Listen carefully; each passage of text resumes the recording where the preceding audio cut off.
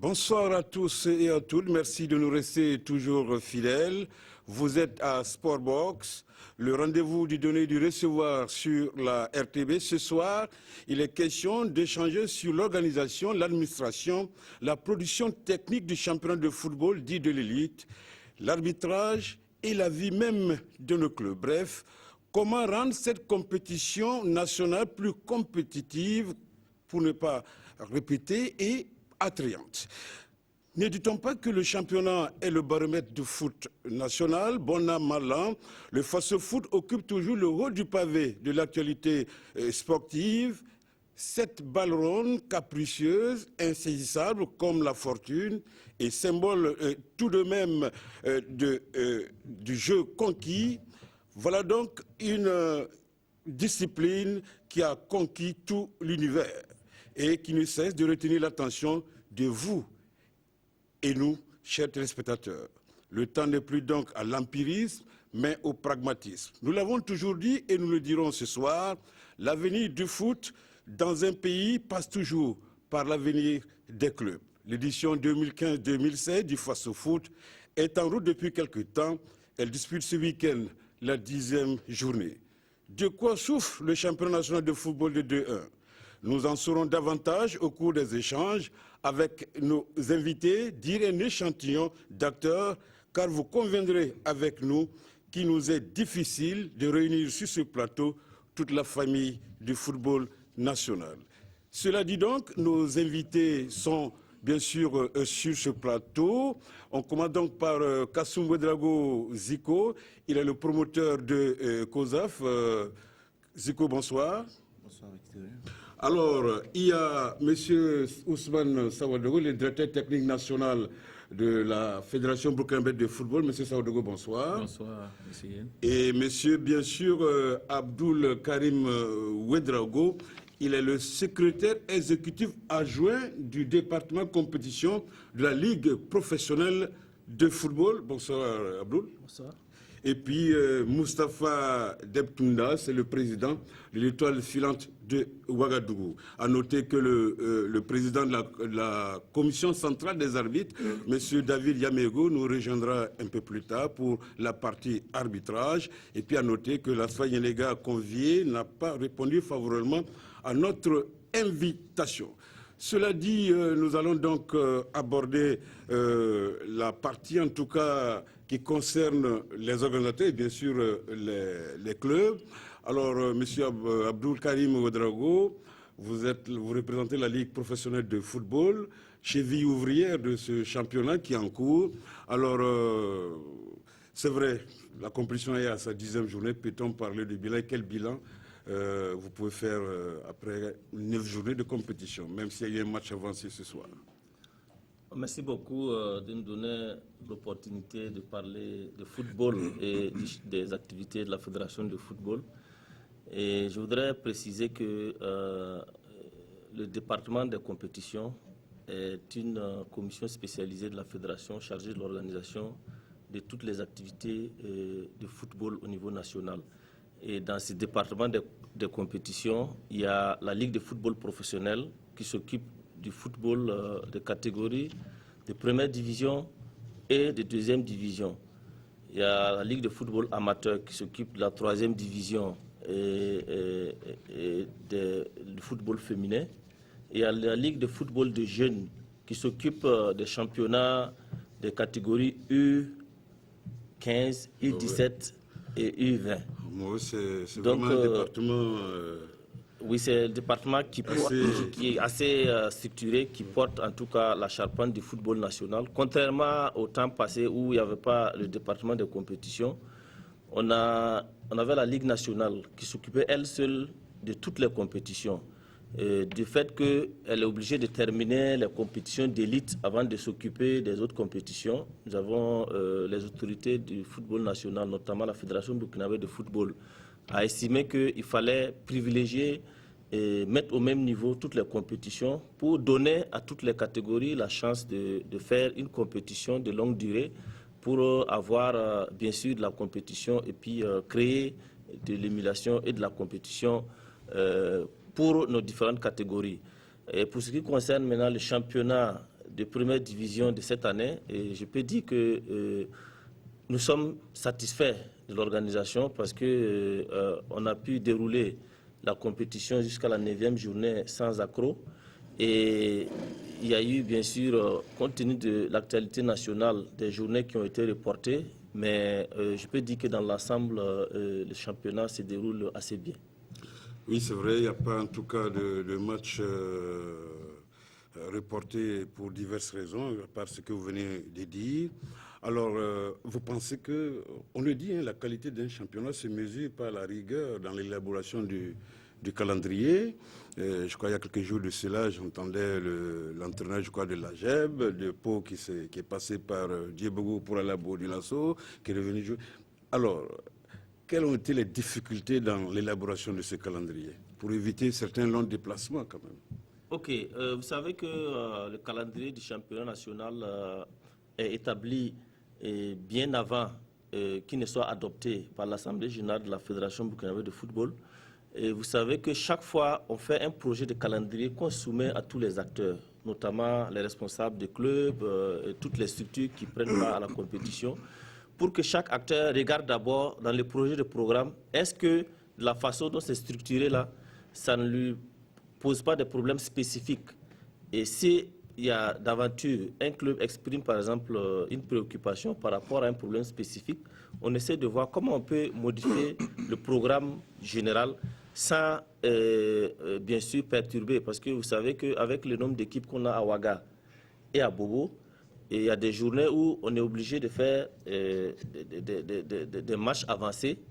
Il y a des journées où on est obligé de faire des matchs, doubler des matchs sur certains terrains. Et vous savez que les infrastructures sont limitées. Et on traite nos activités, on déroule nos activités en tenant compte de la capacité de nos installations. Et notamment à Ouagadougou, c'est principalement le stade d'Ikatout et le stade municipal qui sont privilégiés. Lorsque nous n'avons pas le choix, nous utilisons les autres terrains comme le terrain de l'USFA, le terrain du RCK cette année, le terrain de l'ASFA Yenenga pour faire les matchs à Ouagadougou. Et donc, de ce point de vue, on est obligé de faire une programmation qui tienne compte du nombre d'équipes à Ouaga et à Bobo et que les équipes aussi puissent faire des déplacements équilibrés pour ne pas être soumis à un perpétuel déplacement et bon, pour ne pas désavantager une équipe qui se déplacerait peut-être durant 5-6 journées de manière successive. Donc on essaie de tenir compte de tout ça quand on élabore le programme. Mais du reste, tout ce programme-là est soumis aux acteurs. Mais par rapport à cette année, on n'a pas reçu des amendements venant d'un club qui dit que voilà, le programme ne me convient pas pour tel ou tel aspect. Okay. Donc, on considère que le programme a été accepté par tous et ça a été adopté en Assemblée générale. Voilà qui est bien dit maintenant. Vous avez parlé d'infrastructure. On revient quand même sur le problème du stade municipal parce qu'on ne peut plus jouer des matchs.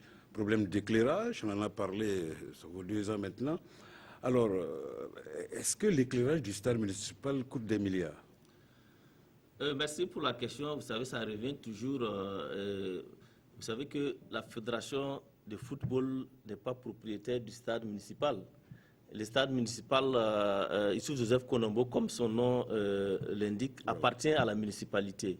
Et nous sommes un demandeur. Et tout comme le stade d'Ikatout qui appartient à Logis, nous sommes un client et nous demandons les infrastructures pour jouer notre compétition. Donc, c'est vrai que nous sommes les principaux utilisateurs du stade municipal, mais le problème de l'éclairage du stade municipal est un problème national qui doit être réglé dans le cadre de la résolution des problèmes d'infrastructure au Burkina. C'est pas spécifiquement ce cas spécifique. On avait appris comme quoi la FIFA, je ne sais pas quelle structure, avait contribué à... Oui, je confirme qu'il y a eu une démarche. Je confirme qu'il y a eu une démarche de la fédération qui a abouti effectivement au financement de l'éclairage du stade municipal Joseph Issoufou Konombo. Et les travaux même avaient démarré, mais bon, il y a eu des contraintes techniques qui ont fait que, actuellement... Ça fait sourire, hein? Non, mais c'est tout comme les autres chantiers de construction. Il peut y avoir des problèmes, des Surtout contraintes vous savez qui sont de quoi pas... vous parlez. Hein? Oui, je sais de quoi je parle parce que c'est un marché qui a été attribué à une entreprise qui a commencé, qui a rencontré des difficultés qui n'étaient pas prévues au départ. Donc il faut lever ces difficultés avant de continuer. Donc c'est comme tout chantier. J'avoue que ça retarde. Oui, j'avoue que ça peut retarder l'utilisation rationnelle du stade, mais c'est un problème qui est là, que je pense qu'il a commencé, qui a trouvé un début de solutionnement et qui, d'ici là, va trouver définitivement une solution.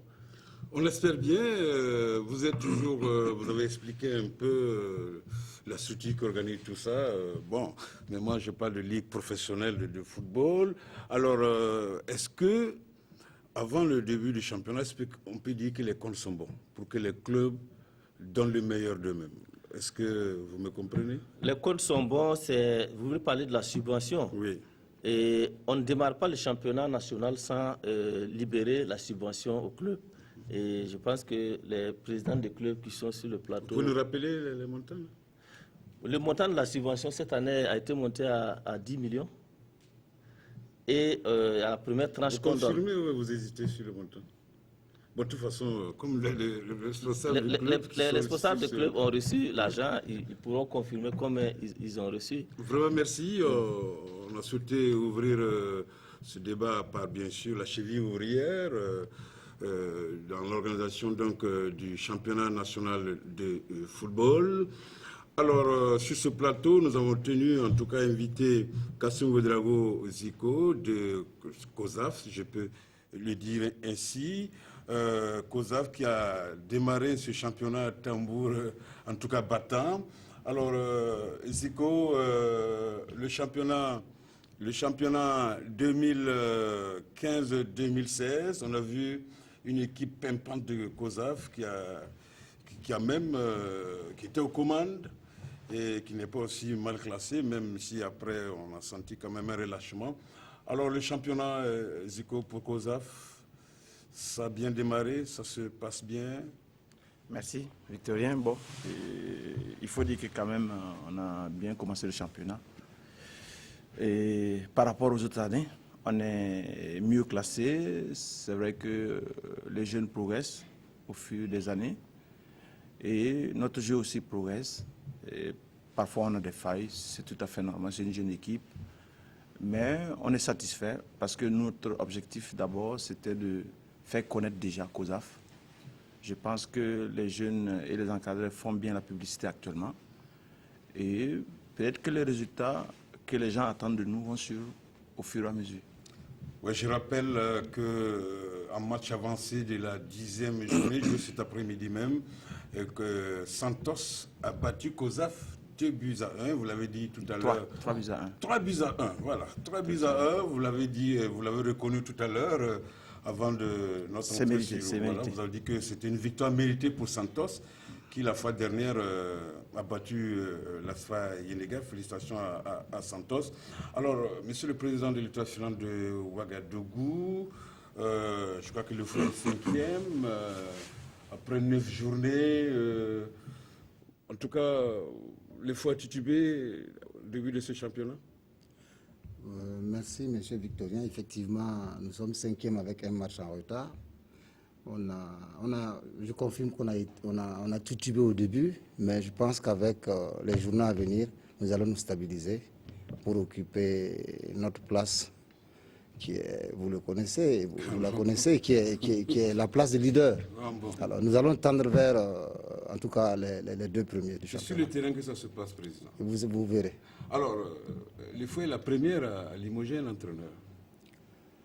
Bon, c'est vrai, nous avons à un moment donné évalué le travail abattu par Georges Tripp, qui est un ami à moi. Et nous nous sommes rendus compte qu'en 7 journées, on avait déjà 3 défaites.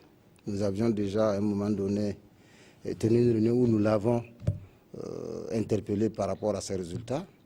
Et comme vous le savez très bien, l'étoile filante, on ne peut pas attendre de construire les victoires avant de donner de bons résultats. Les supporters n'attendent pas, les dirigeants n'attendent pas.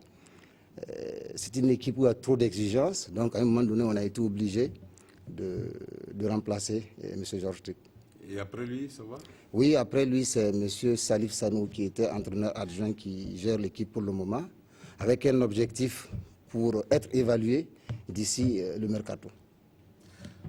Alors, nous allons entendre également un dirigeant, c'est vrai, nous avons pu rencontrer certains dirigeants. Dama Ouedraogo, il est le secrétaire général de Majestic, et puis le docteur Issa Sidibé, président de l'ASCB, Majestic en difficulté. L'ASCB, avant en tout cas le match que l'ASCB a remporté cet après-midi également, face à l'AGEB, je vous confirmerai en tout cas le résultat, en tout cas 2-1, ouais, je crois bien.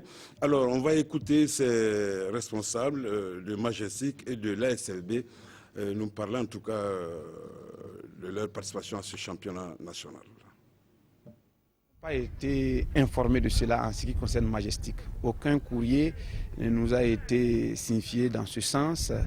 Je pense que la Fédération burkinabé quand même n'a pas organisé ce tournoi du jour au lendemain. Ce sont des choses qui se préparent peut-être bien avant, comme on appelle, le démarrage du championnat. Mais en tout cas, le calendrier a pris un coup, nous n'avons pas peut-être apprécié cela. Mais néanmoins, ça n'entache pas peut-être le bon fonctionnement ou bien le bon déroulement du championnat.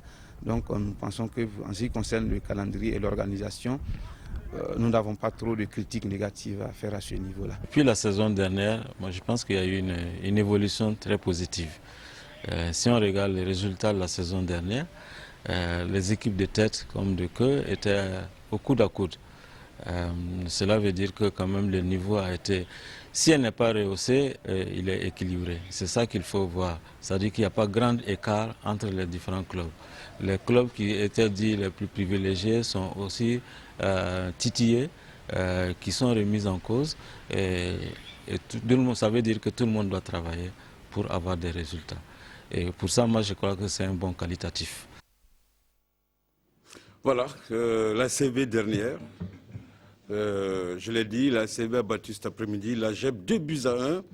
Elle va quitter momentanément, en tout cas, la 16e place, mais vous avez écouté son président. C'est ça le paradoxe de ce football. Le bon est qualitatif. Alors, sur ce plateau, le directeur technique national, M. Sawadogo, on vous voit en tout cas suivre certains matchs du championnat. Alors, sur le plan jeu, sur le plan technique, déjà, est-ce que ça promet, ce championnat 2015-2016? Je vous remercie. Je dois tout d'abord dire que, en termes d'appréciation, nous estimons que le championnat est d'un assez bon niveau. Mention assez bien. Et comment nous parvenons à ces conclusions? Vous savez, tous les sélectionneurs nationaux ont la responsabilité de suivre, en ce qui leur concerne, les différents championnats. Donc le championnat national de première division est bien suivi par le sélectionneur national A et son staff. Ça peut être lui-même, ça peut être ses assistants. Par le sélectionneur de l'équipe locale, Chan, et également le sélectionneur national junior. Parce que c'est dans ce championnat-là qu'ils trouvent la matière pour pouvoir travailler, notamment pour l'équipe locale, l'équipe olympique, l'équipe junior. Oui. Et donc ces entraîneurs fournissent régulièrement des rapports sur leurs observations du championnat au président de la Fédération burkinabé de football. Et à partir de là, nous pouvons dégager des tendances. Sur ce, pour cette année, ce que nous avons déjà observé, nous pouvons dire que le championnat est d'un assez bon niveau. Ok, il est d'un assez bon niveau. Alors, Abdou Karim, vous êtes de la Ligue, c'est vrai, vous suivez ces matchs. Alors, qu'est-ce que vous pensez du niveau technique des équipes qui prennent part à ce marathon? Alors, je pense que sur le plan technique, on peut être satisfait parce que si vous regardez certaines oppositions du championnat national, surtout les 3 premières journées, il y a certaines rencontres qui n'ont rien à envier au football qu'on aimerait voir ailleurs. Donc, je pense qu'il y a de la matière, il y a du travail qui est fait. On voit que les équipes jouent un football assez structuré. Et il n'y a pas de place pour, je veux dire, l'amateurisme. On sent qu'il y a de la conception quand certaines équipes jouent. Bon, bien sûr, sur le plan physique, on voit que bon, il y a des équipes qui ne sont pas au niveau. Peut-être qu'elles n'ont pas eu une bonne préparation avant le démarrage du championnat. Et ça se ressent sur les résultats parce que ceux qui n'ont pas vraiment bien préparé leurs équipes ne peuvent pas suivre le rythme. Et souvent, on le voit, et même certaines équipes qui ont l'habitude d'animer le championnat, quand elles jouent, on voit qu'il y a un peu de manque de fraîcheur physique. Et donc, mais d'un point de vue global, on voit que même des équipes qui viennent de monter en première division ont pu tenir la tête ou bien même battre certaines équipes qui ont une certaine expérience dans le championnat national. Donc, je pense que c'est équilibré. Et ce que je voudrais ajouter par rapport aux innovations qui ont été apportées au championnat cette année, c'est les conférences de presse d'avant-match. Vous avez remarqué que depuis le début de la saison, chaque journée, on essaye de voir la rencontre phare et on organise une conférence de presse qui permet non seulement aux équipes, à la presse, de pouvoir rencontrer les équipes avant le déroulement des matchs pour savoir un peu les enjeux, comment les gens préparent. Mais ça a un côté très positif parce que ça diminue un peu l'aspect affrontement.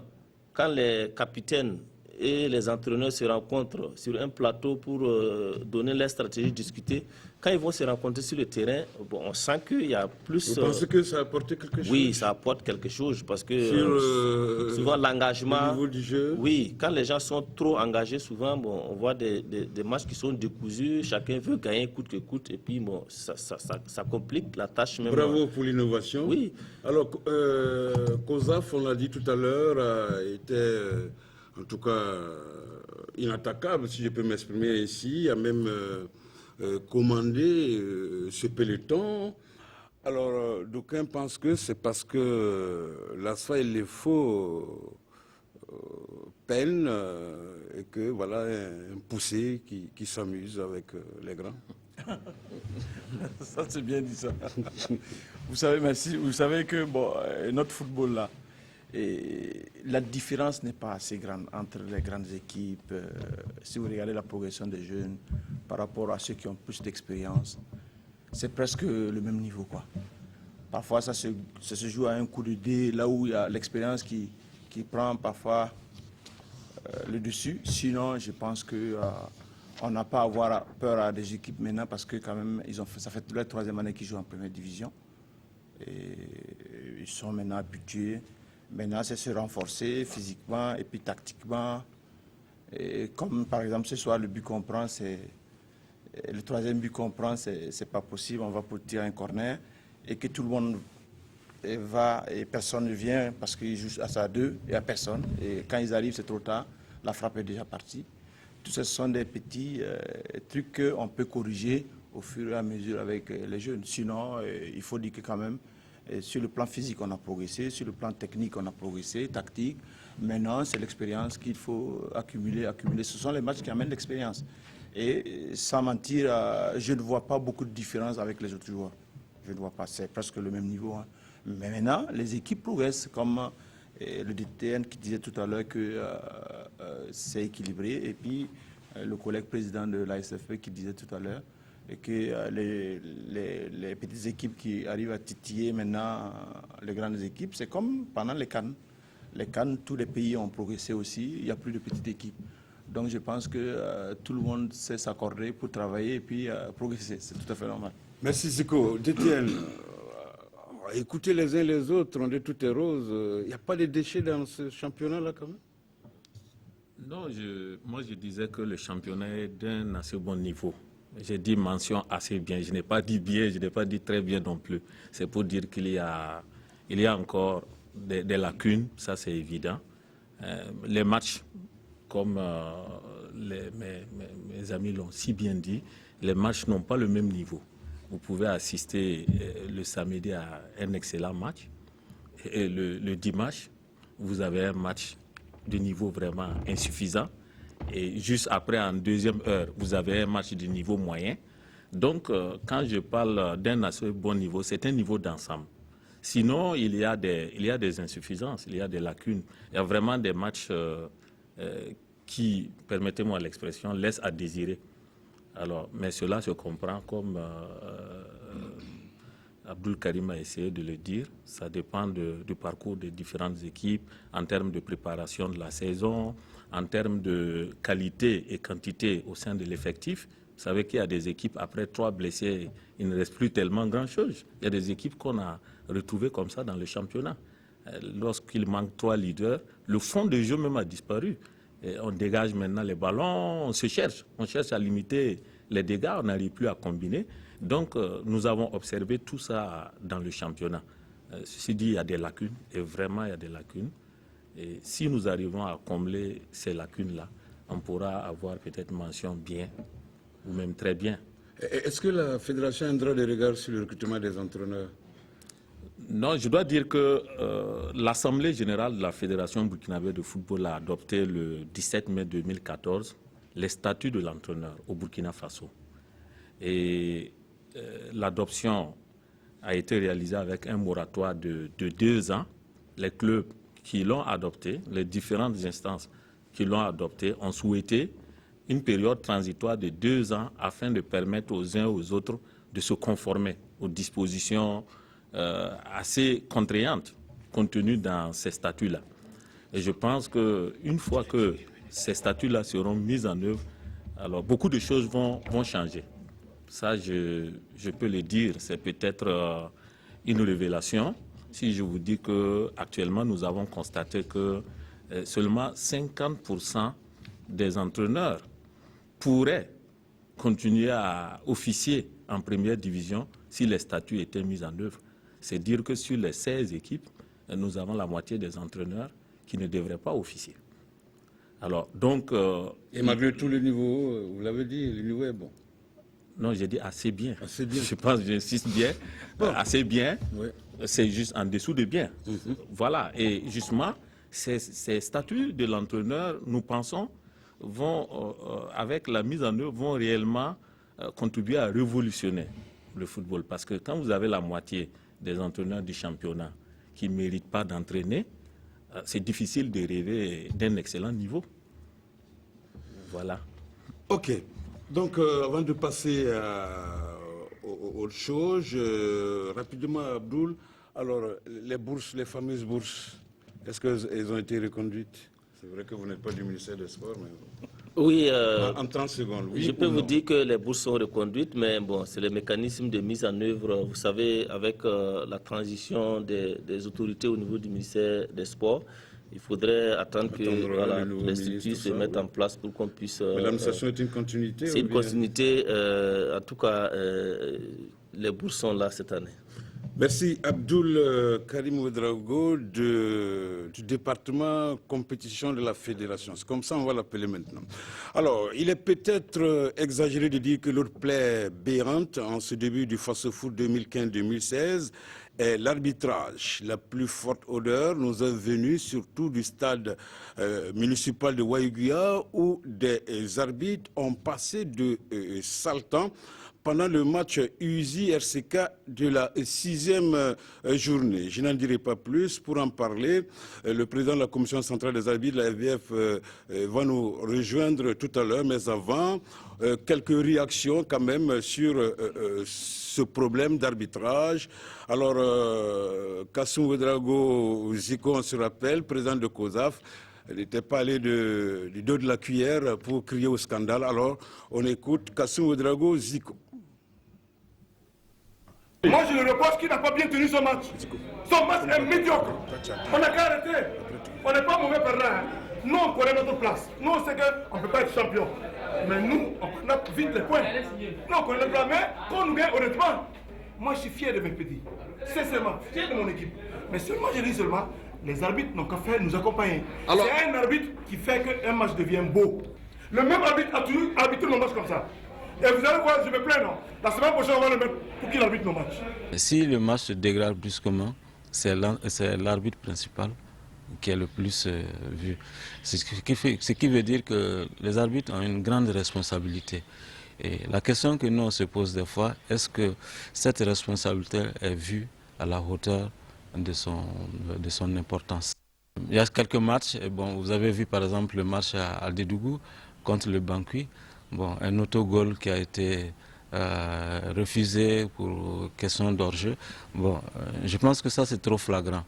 L'être humain est ce qu'il est, on peut avoir le niveau et décider d'être le maître du match.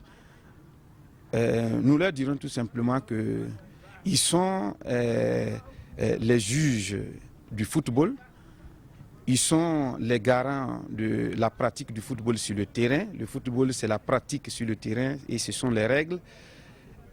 Mais on ne peut pas réussir le football sans respecter les règles. Et ils sont là justement pour faire respecter les règles. Les arbitres, ils ont, en tout cas pour cette saison, ils ont en tout cas la lourde tâche de revoir leur façon d'arbitrer les matchs. Au niveau de l'arbitrage, il faut qu'on revoie ça. C'est vraiment... Je peux dire que ça nous fatigue, quoi.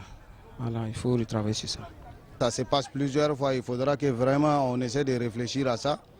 Puisque voilà, on travaille dur vraiment pour avoir des résultats, on travaille des balles arrêtées. Maintenant, quand on a l'occasion de marquer là-dessus et que l'arbitre ne voit pas clair, c'est frustrant. Un bon championnat, il faut des arbitres compétents. Parce qu'un arbitre qui siffle ici, il ne sait même pas où il faut se diriger. Et là, c'est lamentable pour le football, pour la première division. David Yamigo, bonsoir. Vous êtes le président de la commission centrale des arbitres de la Fédération burkinabé de football.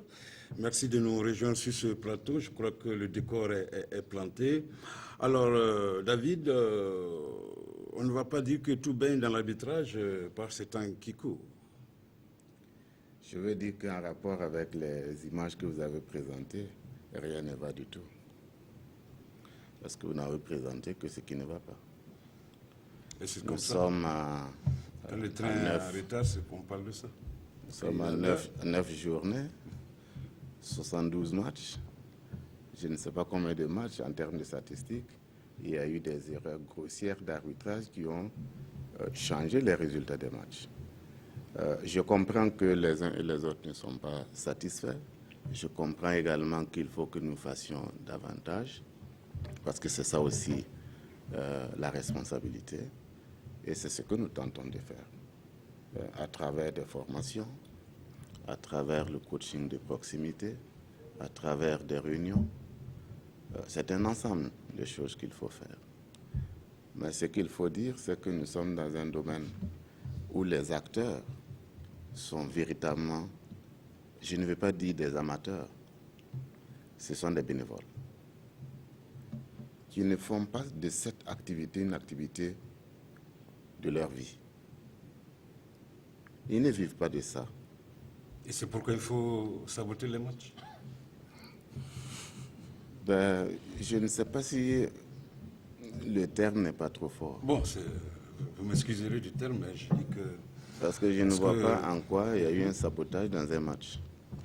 Bon, l'entraîneur, tout cela dit, il y a un entraîneur qui dit, un arbitre qui ne sait même pas où va la balle, le ballon, tout ça. J'espère au moins que lui, il sait là où ses joueurs vont. Il sait où ça part. Oui, lui, il sait au moins où ses joueurs vont. Maintenant, le bénévolat, je veux dire que le bénévolat ne signifie pas qu'il ne faut pas s'appliquer.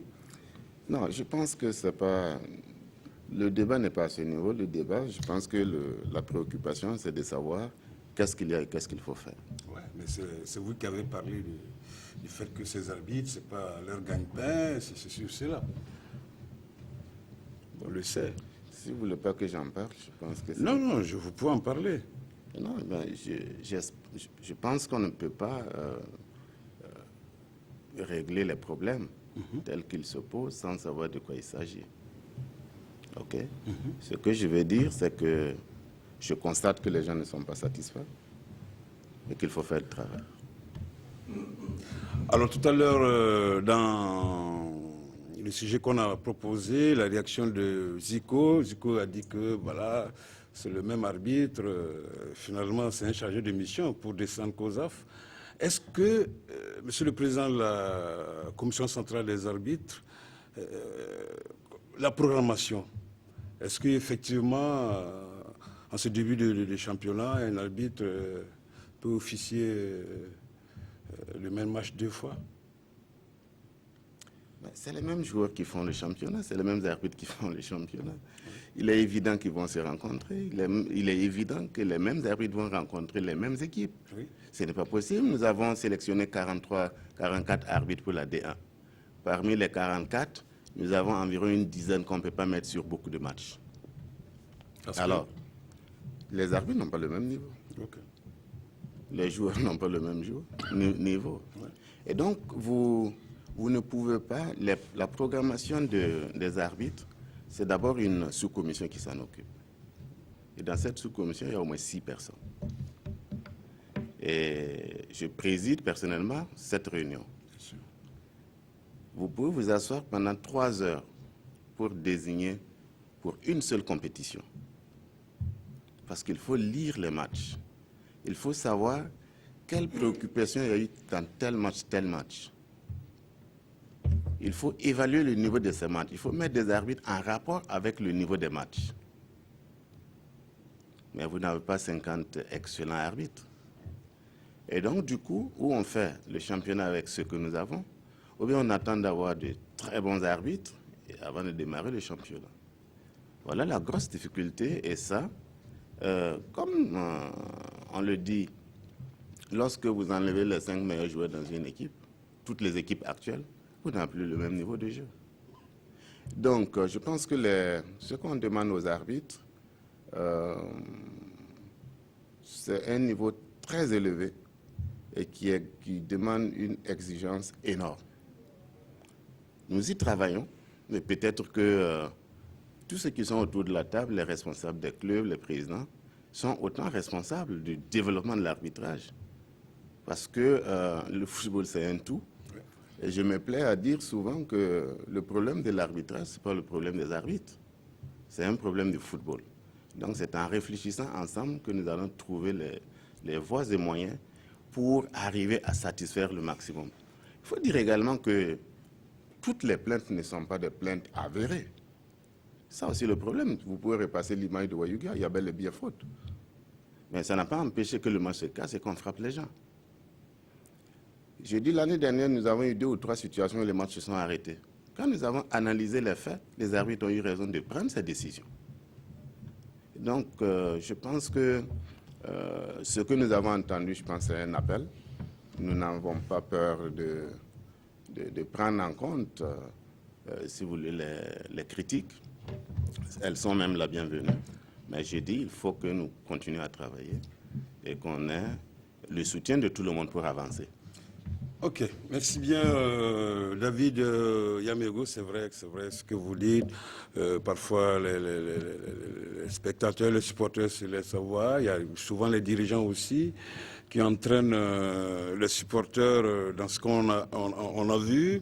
Abdou Karim, bien sûr, peut-être vous ne direz pas le contraire de ce que le président de la CCI a dit. L'arbitrage, est-ce un problème dans le championnat? Bon, je pense que peut-être on veut tout justifier par l'arbitrage, mais je pense que s'il y a des problèmes dans notre football, ça doit être des problèmes que chacun des acteurs doit pouvoir partager. Et je dis ça parce que si vous analysez par rapport au nombre de matchs qui ont été joués et par rapport aux incidents qui ont eu lieu, bon, on peut dire que quand même, il y a eu la majorité des matchs, il n'y a pas eu de problème, les gens ont apprécié. Mais vous reconnaissez avec moi que comme c'est un milieu de passion, il suffit que quelqu'un ait l'impression qu'un arbitre s'est trompé et que ça devient un problème et on veut justifier tout par ce geste-là. Vous regardez certains matchs de bois vide, un attaquant qui rate le but, ce n'est pas un scandale. Il fait 2-3 fois, il rate le but, ce n'est pas un scandale. Lorsque sur un geste, bon, on estime que l'arbitre a mal apprécié, on dit bon, c'est lui qui nous a fait perdre parce que alors que si le joueur avait mis 3 fois le ballon au filet. Je l'ai toujours dit, aucun dirigeant ne refuse un penalty qu'on ne mérite pas. Parce que l'arbitre s'est trompé, et puis bon, c'est toujours comme ça.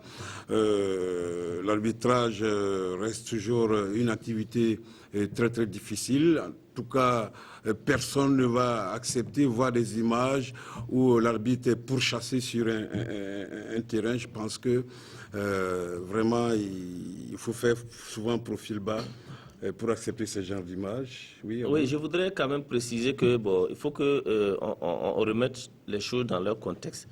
Et nos arbitres sont des gens qui sont vraiment qui font l'effort de nous aider à dérouler notre championnat. Et pour avoir été plusieurs fois commissaire et proche de ces gens-là, si vous voyez la concentration que ces gens ont avant les matchs et le sérieux qu'ils mettent pour eux-mêmes pour pouvoir réussir les matchs.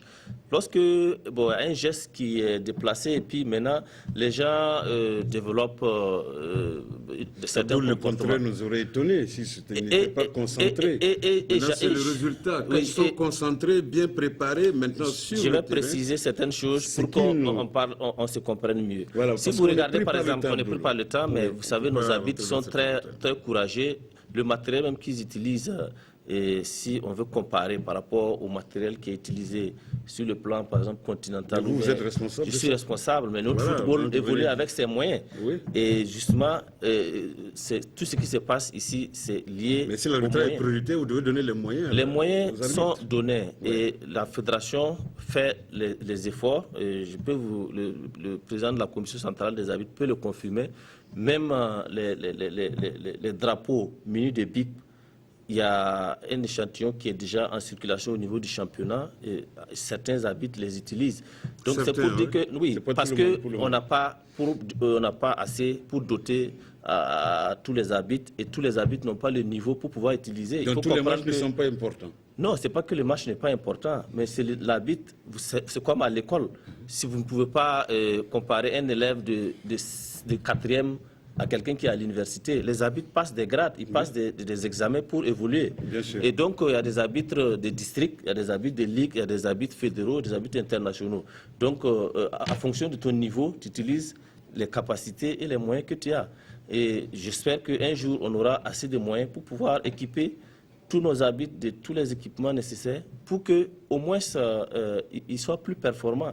Parce que quelqu'un qui utilise le bip ne peut pas avoir le même résultat que quelqu'un qui utilise un drapeau flottant. On est d'accord. La sécurité des arbitres, une priorité pour je veux parler de la fédération, la ligue. C'est une grande priorité, pas seulement la sécurité des arbitres, mais la sécurité de tous les acteurs.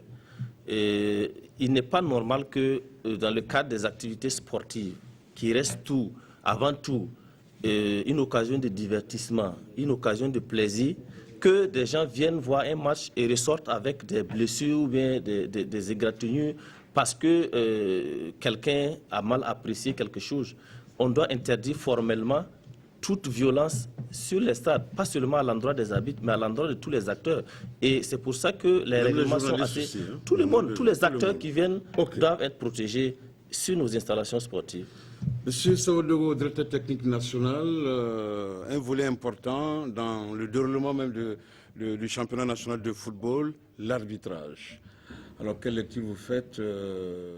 C'est vrai, si on a tenu à parler de ça parce que on est en début de championnat et il y a eu quand même des cas d'un faux tiré sur la sonnette d'alarme.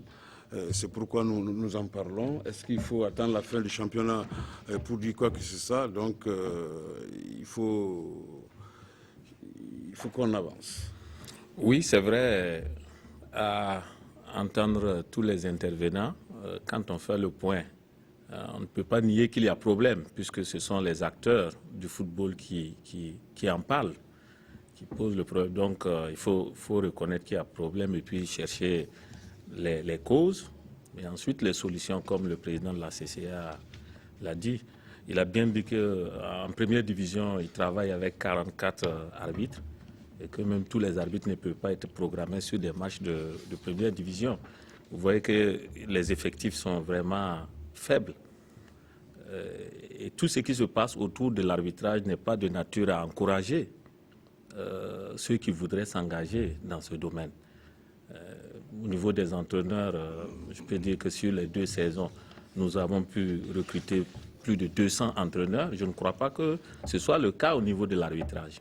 Du même coup, vous savez, en sport, tout environnement où il n'y a pas concurrence pose problème. Si les effectifs sont si infimes, alors même quand vous parlez de sanctions sur les arbitres qui viendraient à rater leur match, il faut avoir les moyens. Il faut avoir les moyens de sanctionner ces arbitres, de les éliminer et pouvoir continuer avec le reste. Alors, moi, je sais seulement que les arbitres, parce que nous les voyons travailler, nous suivons les formations en partenariat avec la CCA, les arbitres font partie des acteurs les mieux formés de notre football, quand vous regardez les différentes composantes. Maintenant, il n'y a pas que la formation théorique, il faut tout un cadre. Aussi bien chez les entraîneurs que chez les arbitres, il faut un cadre d'expression. Et vous savez que notre football a cheminé pendant longtemps sans les compétitions de jeunes, où les jeunes arbitres peuvent se faire la main. Et donc, vous prenez un arbitre, vous lui faites subir certains cours, et tout d'un coup, il se retrouve en 2e division, en 1re division. Ce n'est pas évident. Ce n'est pas évident. L'arbitre va commettre des erreurs. Mais je pense que pour le cas présent, il y a que la grande majorité des acteurs ont, semble-t-il, perdu confiance aux arbitres. Donc, les erreurs d'arbitrage sont assimilées à des fautes commises de façon purement express. Alors, on va même peut-être soupçonner certains arbitres de corruption ou autres.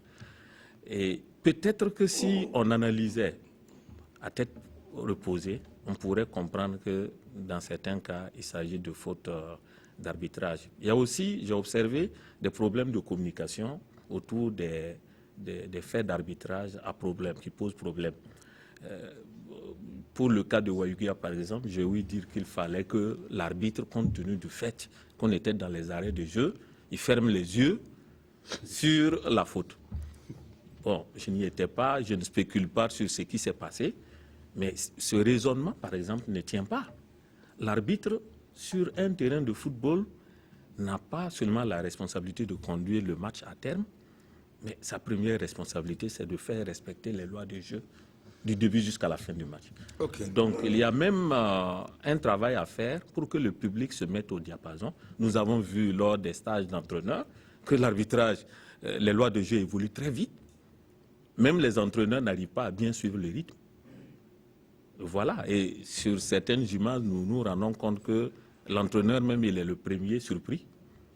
Et quand l'entraîneur se plaint sur des actions qui n'en valent pas la peine, les joueurs, ils emboîtent le pas, et les dirigeants, après, c'est tout le public. Donc, il y a vraiment beaucoup d'efforts à faire pour encourager même ceux qui voudraient s'engager dans l'arbitrage, parce que sans arbitre, il n'y a pas de football. En tout cas, nous reconnaissons le travail abattu par les arbitres, mais qui aiment bien, châtient bien. Alors, président de la commission centrale des arbitres, la CCA. Alors, David, on vous a écouté. Est-ce que vous pensez qu'il n'y a pas de problème dans la famille de l'arbitrage? Il n'y a pas de famille où il n'y a pas de problème. Il y a des problèmes. Il n'y a pas de famille, il n'y a pas de problème. Dans l'arbitrage, il y a des problèmes. Il y a des familles où il y a des problèmes qui peuvent se régler. Les problèmes se règlent. Il faut faire la différence entre ce qu'il y a comme difficulté dans l'association des arbitres et ce qu'il y a dans le déroulement des matchs, parce que les deux entités ne sont pas les mêmes. L'autre est associative et l'autre est technique. Il y a collaboration quand même? Il devrait y avoir collaboration parce que le volet associatif s'occupe beaucoup plus des aspects un peu matériels et d'ordre social. Alors la CCA gère les arbitres du point de vue de la technique. Leur formation, leur programmation, leur suivi, c'est la CCA. Ce n'est pas du domaine d'une association. Il y a des bagarres au sein de l'association, mais moi, pour le moment, je dirige la CCA. Je suis serein. Je travaille avec les arbitres. Et normalement, nous ne devrions pas pouvoir voir des difficultés sur les terrains liés à ces problèmes au niveau de l'association. Donc, vous rassurez les fans et les supporters des clubs qu'au niveau de la CCA, les arbitres vraiment font ce qu'ils peuvent pour mener à bien les différents matchs à eux confiés. En tout cas, je n'ai pas vu un arbitre qui a refusé une désignation, bien au contraire. S'ils ne sont pas désignés, ils ne sont pas contents. Il y en a qu'on ne désigne jamais, il paraîtrait. Ça, ce n'est pas vrai. Ok. Je vous assure que... C'est cette vérité qu'on veut entendre sur ce plateau. Non, ce n'est pas vrai. Okay. Du reste, nous n'avons même pas suffisamment d'arbitres pour dérouler la compétition cette année. Nous avons dû freiner la compétition des jeunes parce qu'il n'y a pas d'autres arbitres. Nous avons 3 championnats en marche. La D1, la D2 et le féminin. D1 féminin, qui absorbe autour de 114 arbitres sur 120 qui existent. 120 qui sont dans la compétition. Et du coup, vous êtes obligé d'utiliser tout le monde. Donc si quelqu'un vient à dire qu'il n'est pas désigné, c'est qu'il n'a pas rempli les conditions pour être désigné. Parce que là aussi, il y a un minimum de choses qu'il faut faire. La première des conditions, c'est de se présenter à la visite médicale. La deuxième des choses, c'est de participer au test physique de début de saison. Et à partir de là, vous êtes dans la condition de pouvoir être utilisé. Et ce n'est pas suffisant. Il faut également s'entraîner. Parce que les arbitres sont astreints à l'entraînement. Ils ont 3 séances d'entraînement obligées par semaine. Certains en font plus. Donc, il faut remplir ces conditions et à partir de là, vous pouvez éventuellement être désigné. Oui, merci David Yamego. Je pense que c'est un volet très important. Le temps qui nous est imparti, on ne pourra pas aller en profondeur, mais je crois que ce qui a été dit, c'est déjà important. En tout cas, on souhaite qu'il n'y ait plus ces images, ces problèmes d'arbitrage, arbitre public et même en dirigeant. On souhaiterait que tout se passe bien, que chaque maillon donne le meilleur de lui-même. C'est à ce prix que ce football-là ira de l'avant. Alors, on parlera tout de suite de la vie des clubs. On note que le problème fondamental, donc, pour que ce championnat-là soit aussi compétitif, reste le club. Encore le club et toujours le club. Il est en sport ce que l'eau et l'engrais sont à la terre et à l'agriculture. À la vérité, les clubs burkinabés sont le plus clair du temps condamnés à vivoter à partir des cotisations symboliques, j'espère que ça existe aussi, les faux par exemple, et de recettes de stade squelettiques. Être dirigeant de club faso, c'est la croix et la bannière, et à force de tirer sur la queue du diable, le diable n'a finalement plus de queue.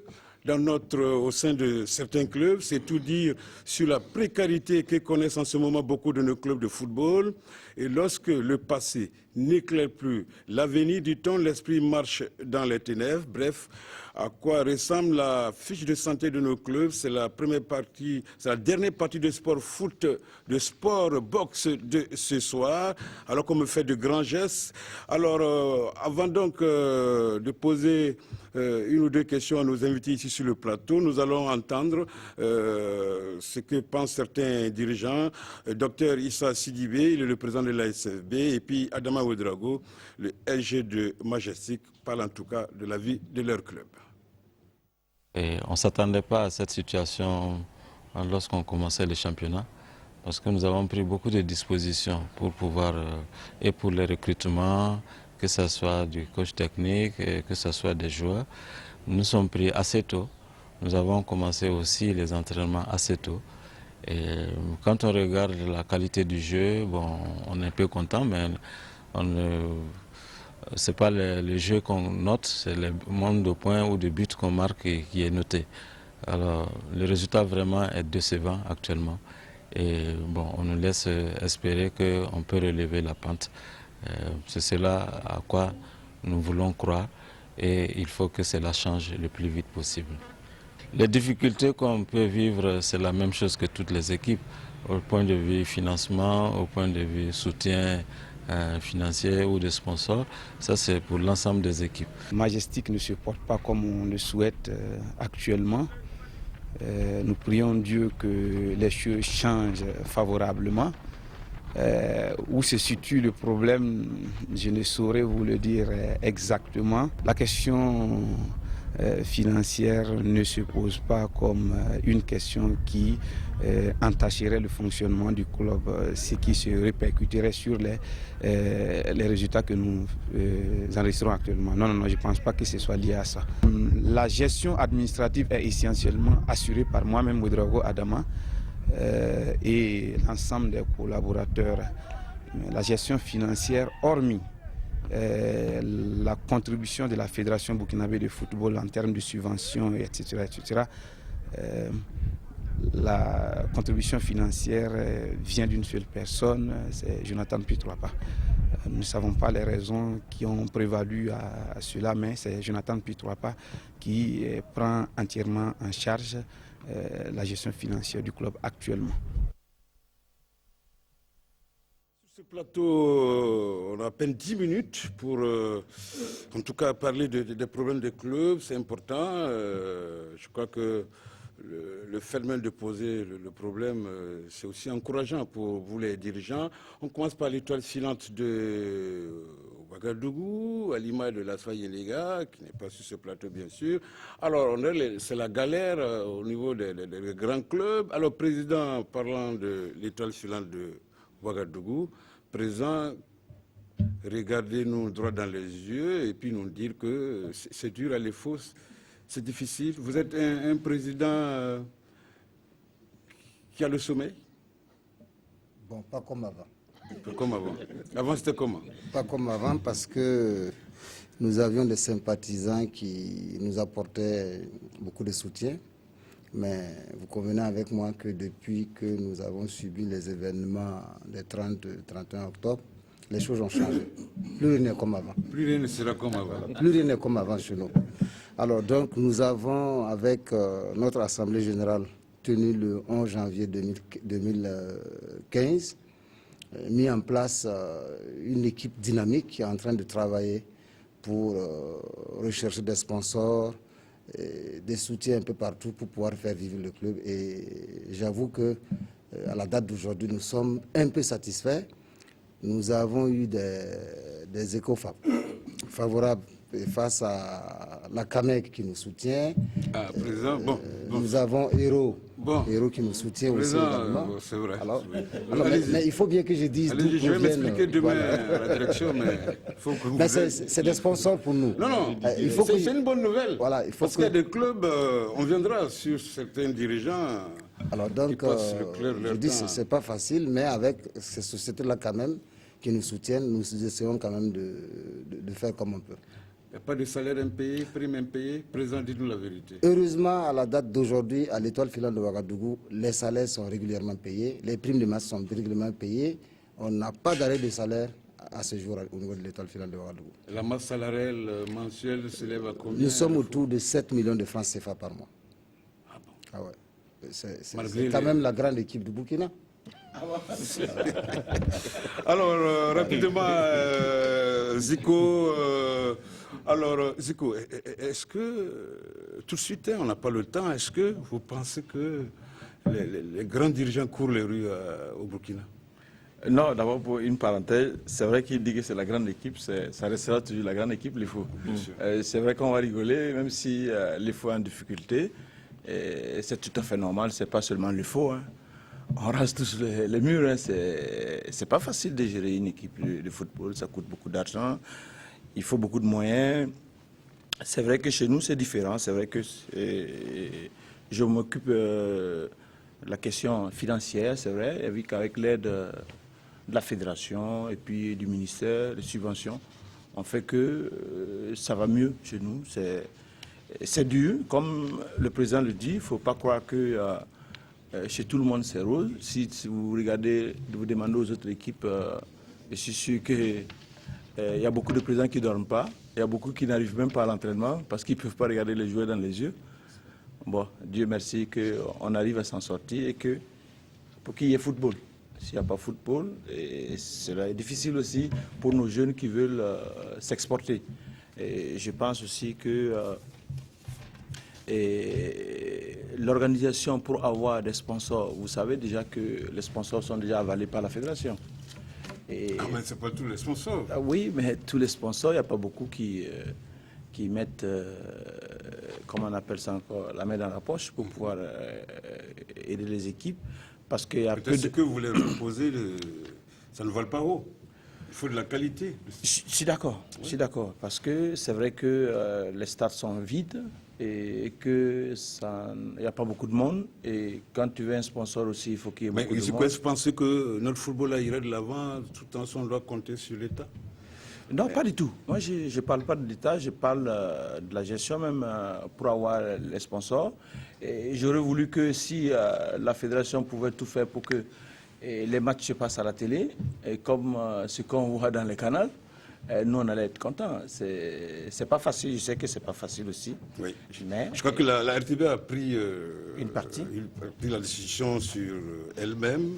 Demain, vous aurez Asfa Yenega FO en direct. Donc, je pense que c'est déjà quelque chose. Abdul Karim Ouedraogo, subvention, bourse. Mais est-ce que vous pensez que nos comités exécutifs, là, les comités exécutifs des clubs, vraiment jouent franchement leur rôle? Je pense qu'ils font beaucoup d'efforts à tous les niveaux pour pouvoir assurer quand même les besoins essentiels des équipes. Mais bon, je reconnais avec eux que c'est difficile, mais ce n'est pas impossible. Je dis ça parce que si je remarque, dans la plupart des équipes, on ne met pas en place les structures, même pour pouvoir assurer ce rôle-là. Normalement, ce n'est pas au président du club, que ce soit à l'EFO ou à COSAF, de tourner partout pour chercher des sponsors. On peut mettre des structures au niveau du club. Donc c'est l'organisation qui pose problème. Une organisation qui puisse quand même générer... C'est un service commercial. L'organisation avec des hommes et des femmes assez responsables. Le public, les supporters leur font confiance. Parce que je ne sais pas dans quel club où les supporters cotisent. Est-ce à l'EFO, c'est le cas? Oui, chez nous, les supporters ont des cotisations et la vente des cartes qui génère aussi des... Il y a les transferts de joueurs aussi? Les transferts, mais là malheureusement, on a des difficultés parce que vous avez ce qu'on appelle généralement en Côte d'Ivoire les microbes qui sont aussi là-dedans. Les gens, c'est des personnes pirates qui viennent au Burkina, qui nous prennent les joueurs et qui partent les vendre à vil prix en Europe. Je prends le cas de Youssouf Paro. Tous les journaux en ont parlé. Il a Sébastien Rang, que vous connaissez très bien. Oui. Il a été l'initiateur du transfert de Youssouf Paro vers le Santos Football Club d'Afrique du Sud. En son temps, je ne me suis pas fait comprendre. Les gens ont cru que je voulais être dur. J'ai dit, mais en football, c'est du business. Il faut de l'argent. Aujourd'hui, le joueur, il joue en Afrique du Sud depuis août 2014, 2015. Et là, jusqu'à nous ne sommes pas payés. On n'est pas payés. Donc, on vous demande la presse de nous aider le journal. 2 secondes d'Étienne. Quel dirigeant pour notre football au niveau des clubs? Ce qui est important, je pense, il faudrait que les acteurs comprennent qu'en football, en matière de développement de clubs, il y a 2 axes. Soit vous faites le football de formation, Isiko en est vraiment l'exemple, sans avoir de gros moyens. Son équipe tient la tête au grand du championnat. Ou bien vous faites le football de recrutement, et là, il faut vous donner les moyens. Il faut avoir vraiment beaucoup, des centaines de millions, sinon vous ne faites rien du tout. Merci, merci à tous nos invités. Je rappelle rapidement le programme du championnat de demain. Samedi, à Koudou, Uzi Majestic, municipal, Youssoufou Konamo Awaga, ISFA BPS, ISFA ISO Banque Sport, Wobi RCB ISCO. Et comme nous l'avions dit, demain à 15h30, en première rencontre, Asfa Yenega FO, ça sera en direct sur la RTB à 17h45. RCK AS Sonabel. Merci de nous avoir suivis et bonne suite des programmes et demeurez surtout et toujours en paix. Bonsoir.